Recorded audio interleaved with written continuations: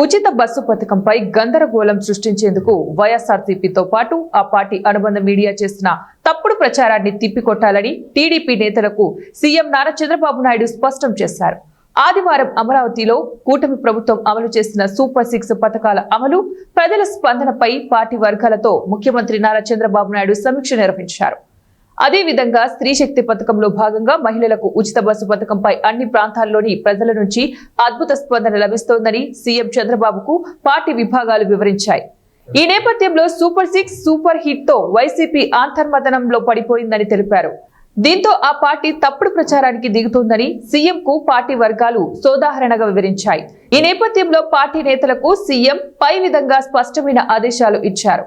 అలాగే పథకాల అమలులో ఎమ్మెల్యేలు, మంత్రులు విధిగా భాగస్వాములు అయ్యేలాగా చూడాలని పార్టీ యంత్రాంగానికి ఆయన సూచించారు.